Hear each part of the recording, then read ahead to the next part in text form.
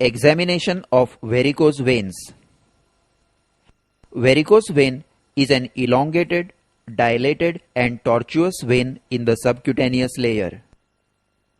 On inspection, we will first inspect the vein and then the ankle and the foot. On inspection of the vein in standing position, first note the site and extent of the varicosity and whether it conforms to the anatomical path of the long or short saphenous veins. Long saphenous varicosities run from the front of the medial malleolus upwards along the anteromedial aspect of the leg, knee and the thigh to end at the saphenous opening just below the inguinal ligament. The short saphenous varicosities run over the posterior aspect of the calf to converge and end at the center of the popliteal fossa. Some varicosities may not conform to these anatomical pathways and are termed as stray varicosities. So inspect the long saphenous system, the short saphenous system and their relation to the present varicosity. For this, you must examine the leg from all the sides, front and back. Now inspect the length of the varicose vein for a blowout or a localized bulge in the vein indicating incompetent perforator. This is a blowout in the leg. In this patient, 2 blowouts are seen in the thigh. When a blowout is seen, mark it with a skin pencil. Next, inspect the saphenous opening below the inguinal ligament for a saphena varix. Saphena varix is a blowout over the saphenofemoral junction and it indicates saphenofemoral valve incompetence. If a saphena varix is seen, ask the patient to cough and look for a visible cough impulse. Now look for dilated veins over the lower abdomen above the inguinal ligament converging onto the saphenous opening. These are the superficial circumflex iliac, superficial inferior epigastric and superficial external pudendal veins which enter the long saphenous vein just before it joins the femoral vein.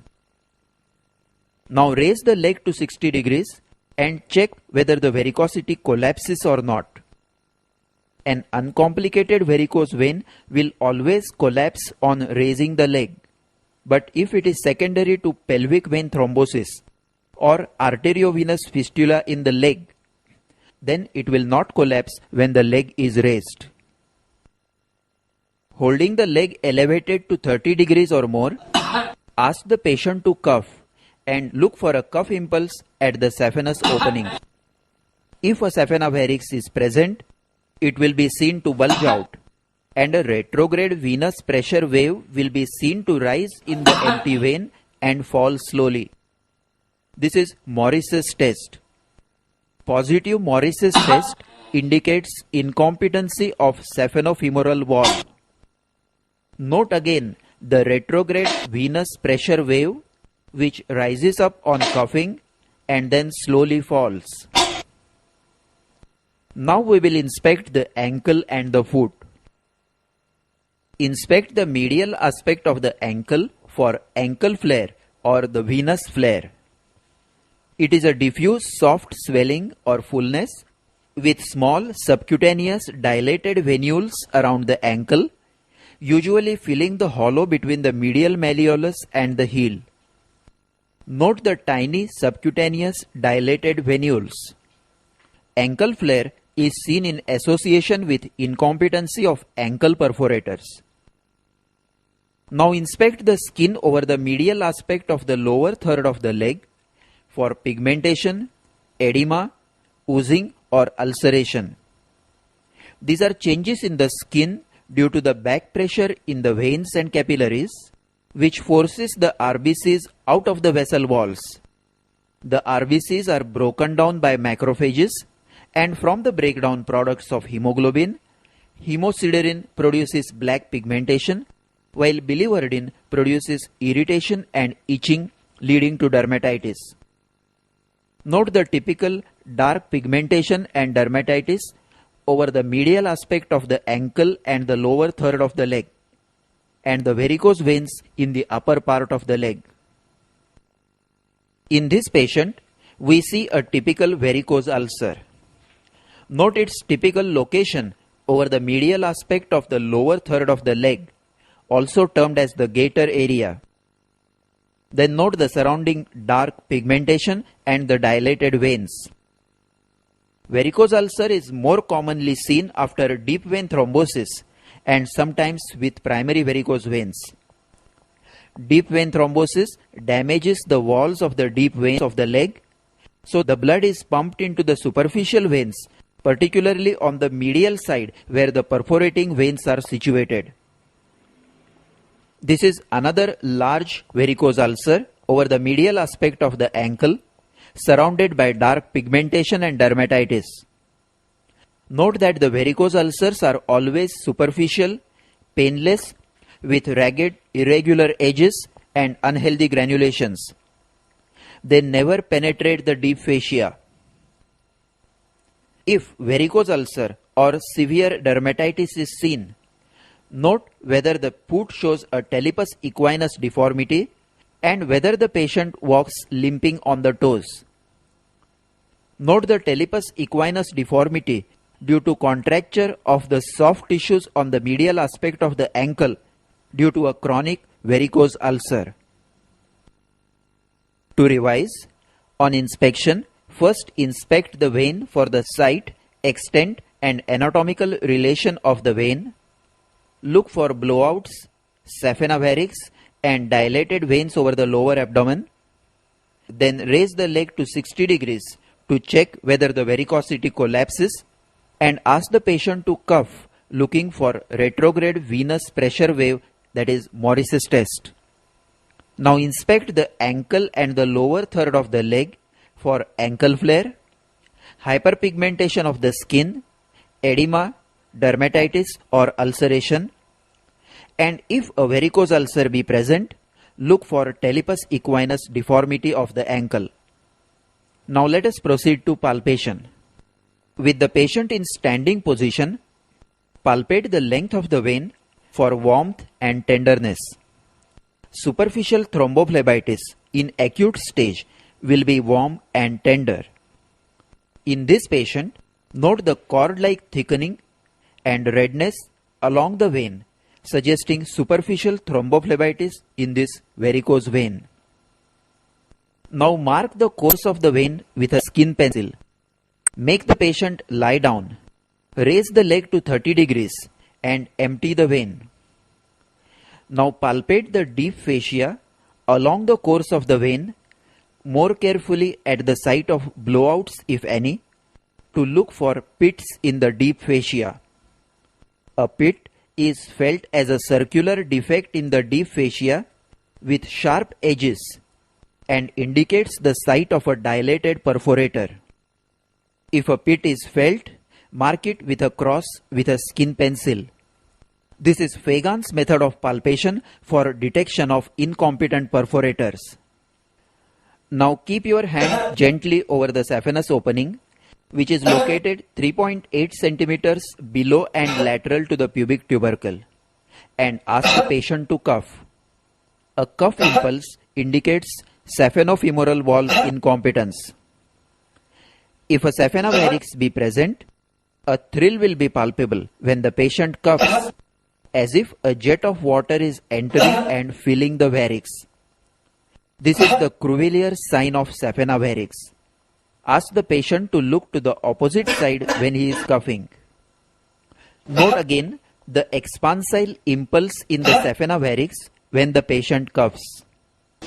Now, with the patient standing, place the fingers of the left hand over the saphenous opening and tap over the most prominent part of the varicosity in the leg with the right hand.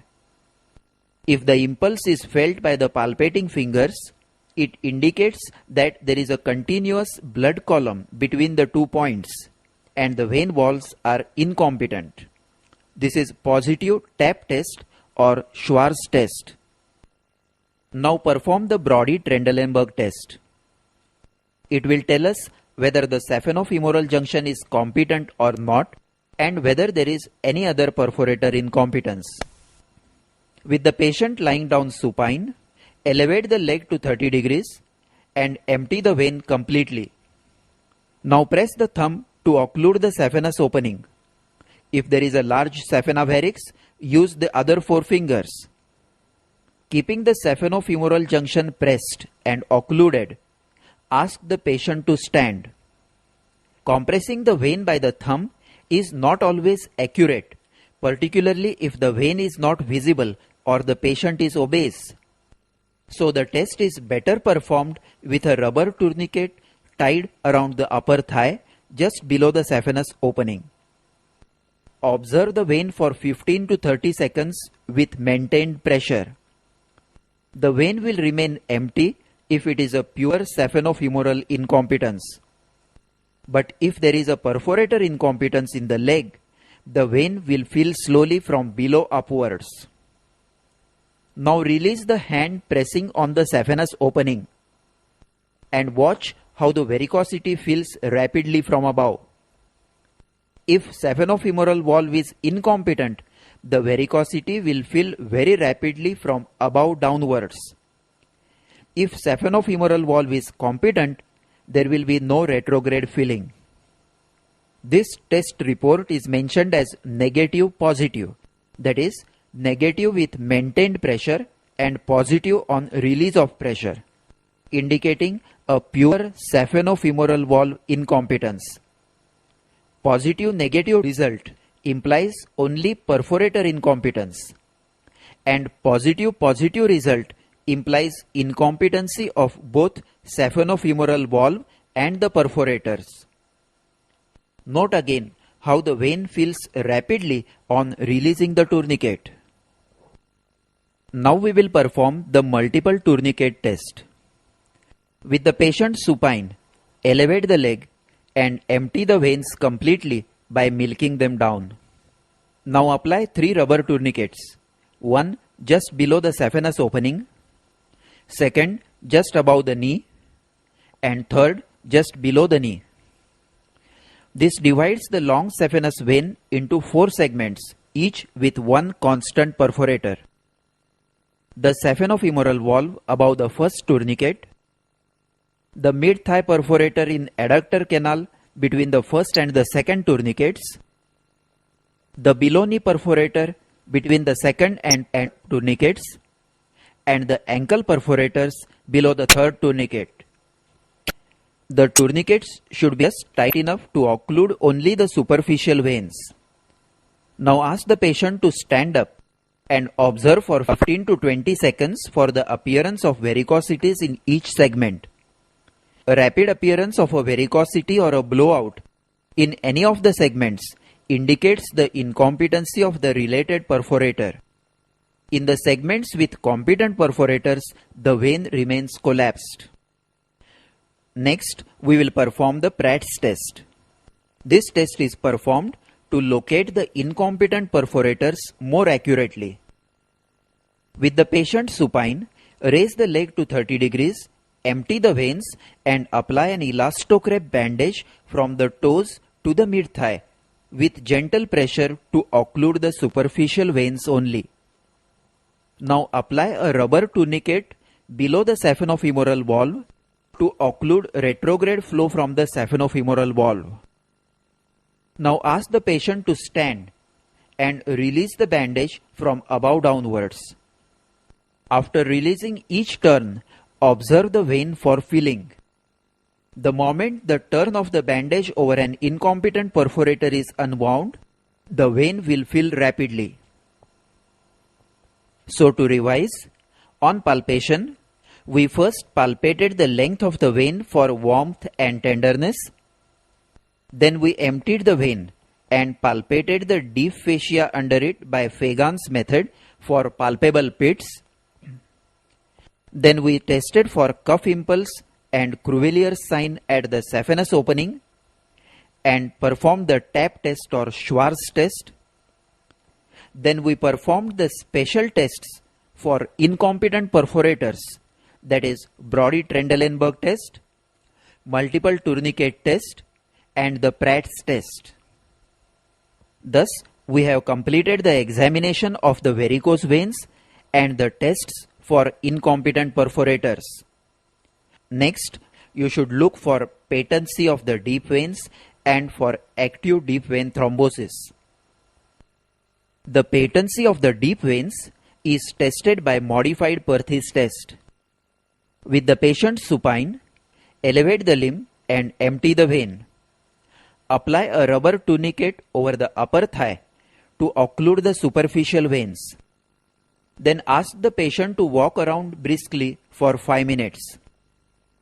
If the deep veins are blocked, the varicosities will become turgid and the patient will experience throbbing pain in the calf. This is a positive Perthes test. If deep veins are patent, the varicosities will remain collapsed and there is no calf pain. A positive Perthes test is an absolute contraindication for ligation and stripping of the veins, and it must be routinely performed before surgery. The same test, if performed by applying an elastocrep bandage from the toes to the thigh, is the original Perthes test. Now we will look for active deep vein thrombosis. For this, look for tender swelling of the calf. Palpate for tenderness along the course of the femoral vein, popliteal vein, and over the calf muscles for the posterior tibial veins. And lastly, look for the Hohmann's sign and the Moses sign. To test for tenderness over the deep veins over the calf, flex the knee to 90 degrees to rest the foot on the table and press the calf muscles against the tibia to compress the posterior tibial veins. If this is not tender, gently squeeze the calf muscles from side to side. If painful, this is a positive Moses sign. If the calf muscles are tender, do not perform the test, as squeezing of the calf muscles can potentially dislodge a thrombus in the deep veins and result in pulmonary embolism. Now let the leg rest with the knee fully extended for the Hohmann's sign. Dorsiflex the foot passively. The resultant stretching of the calf muscles and the posterior tibial vein elicits pain if the deep veins are thrombosed and painful. This is a positive Hohmann's sign. Let me repeat that in active deep vein thrombosis, all these tests should be performed very gently, as potentially they can dislodge a thrombus and cause pulmonary embolism. Next, palpate the inguinal lymph nodes, which may be enlarged with varicose ulcers and deep vein thrombosis. Examine the opposite leg for varicose veins. Palpate the abdomen for any lump pressing on the pelvic veins. Examine the scrotum in standing position for varicocele and testicular tumor, and perform proctoscopy to rule out coexisting hemorrhoids. This completes the clinical examination of a case of varicose veins.